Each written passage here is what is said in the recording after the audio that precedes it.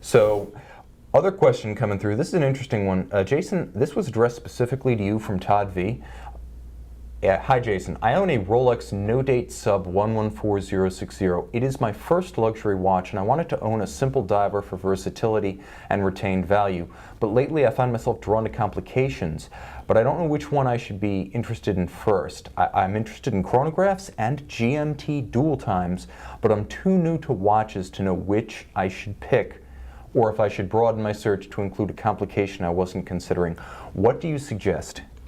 So, first and foremost, whoever helped you pick out that sub did a fantastic job. Yeah. All right, so you nailed it on the head when you say quintessential, simple dive watch that's timeless, it's going to last forever, and it's going to hold value. So when we were talking about, alternate pieces to kind of answer his question, what I was thinking was stay away from a dive watch. He already has a dive watch. Yeah. He's already said that's his quintessential dive watch. So, complications, you're going to want to at least look at one or two chronographs. You mentioned you like chronographs. GMTs are cool. I personally like power reserves. I like everyday useful complications, so like big dates or power reserves. But if you want to look at a chronograph, the IWC, Zenith El Primero is probably, the Chrono Master is probably my favorite chronograph for the money on the market right now. Yeah, so just the standard 42 millimeter Chrono Master. This is a watch that is an El Primero with all that entails. 36,000 vibrations per hour, heritage-inspired overlapping registers dial. Really cool blue variant, but they've got 6 different variants of this model. And new for 6,700, pre-owned for under 5,000. For under $5,000, you have your choice of dial colors. You're going to have your choice of, getting something with a full set with box and papers.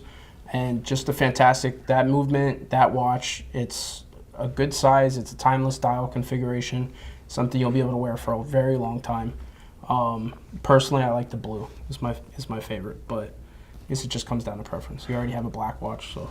Yeah, this is a great answer because, it might be tempting to go with something like, an Omega Seamaster chronograph of some description, or a Breitling Super Ocean chronograph or Super Ocean Heritage chronograph, but you've got the dive watch. You've got arguably the dive watch, like the purest sub, and the sub is the dive watch of dive watches for most. So you did well there. Consider something like a Zenith El Primero, smaller brand, still a great name, serviceable forever, and Jason's choice is an awesome one, but you've got some other choices, different complications and different styles. Yeah, so then I wanted to go the other way with it. I was thinking if you want to do something with complication, and we're staying away from dive watches entirely, maybe we want to go a little bit dressier. Yeah. So JLC, Master Calendar.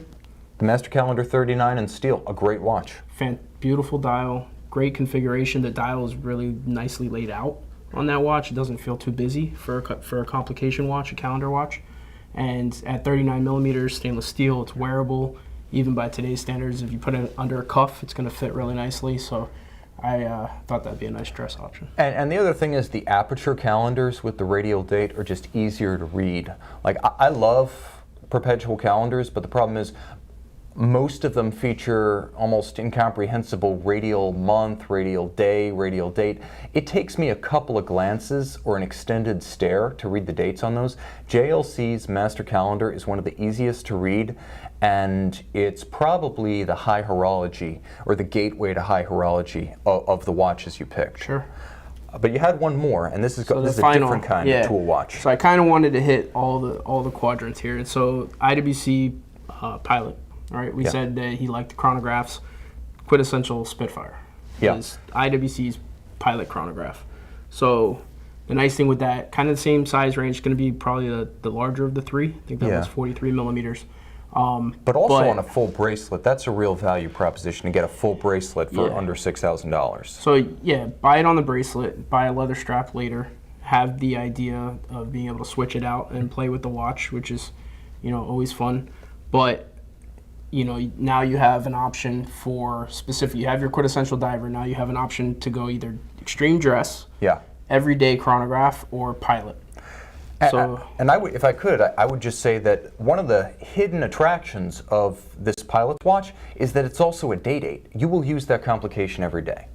That's true. Yeah. And I mean, Jason, when you were working at Tourneau, what was your position on like a 60-meter water-resistant watch? Because that's what this IWC Spitfire chronograph is. 60 meters, IWC says that's fine for swimming. Do you concur? I would highly advise against taking that watch in the water. Okay. Because even though, you know, the brands have their testing and but I've seen too many casualties. I've seen there's accidents that can happen. You might be in the pool and it might be great, and then you accidentally snag the crown, or you it's a pilot's watch. Yeah, You know, and it's not a swimmer, it's not a dive watch, so, you know, go fly a plane. And you do have to worry about a watch that starts out with a baseline minimum level of swimmable water resistance, because that watch may only need an overhaul every 4 years, but 18 months later, the water resistance may have ebbed, the seals may have aged, the lubricants may have dried up. It might have gone from like a 60-meter watch to like a 20-meter watch, and that's long before the machine inside needs TLC. So you've got your JLC, which is your non-swimmable dress watch here, but the high horology option. You've got the Zenith El Primero, which is an all-arounder. It is 100 meters water resistant. Put it on textile strap. It could go anywhere. And then you've got the IWC Pilot's Watch for a very different look, but a practical day-date chronograph hand. Right. And if it's my pick of the three, I go with the Zenith. Okay. I think I really can't pretend I would go with the Zenith, because I own an older version of the Master Calendar, so that is literally what I went with. But I also have the luxury of owning another sports watch. I think if I had to pick, starting from just a Submariner, I might very well pick the El Primero. So, okay, questions coming in from the chat box, quite a few in fact. Okay. This is Daryl Carver. Jason, he needs a thin dress watch, and he's considering a Zenith Elite. Any Zenith Elite. Do you have any ideas, any suggestions? Buy new, buy pre-owned? Always buy pre-owned. There is a Zenith Elite with the Captain movement in it that has a brown smoke dial. Okay. That might not look like much on paper or on the internet, but when you put eyes on it in the right lighting, it's gorgeous. The dial jumps off the watch. It's like a graduation gradient brown smoke dial. It's sub-second Captain movement. Beautiful. I think I know the watch you're speaking of. I want to say it was a boutique special from a few years back. It's still available, but it was a palladium smoked dial. Yeah. That's a great one. I would go with that, to be honest. That's as good as you can get with the Elites, unless you have a specific need for a second time zone or a power reserve. That would be my choice as well. Yeah, there's also there's a Hennessy edition. Yes. In the Captain, which for some reason didn't do very well in the secondary market, and they can be had for like $1,500 to $1,700 on the secondary. Yeah. Great choice for the money. I Yeah, mean, those as long are as you can very get away with the little Hennessy dial, you know, but for the money, great piece. And I can vouch for the fact that this watch doesn't read as a Hennessy watch. I've seen this edition in person. It is beautiful, and the cognac colored dial is worth the small accommodation of the tiny Hennessy signature at 6 o'clock. That would be a great choice.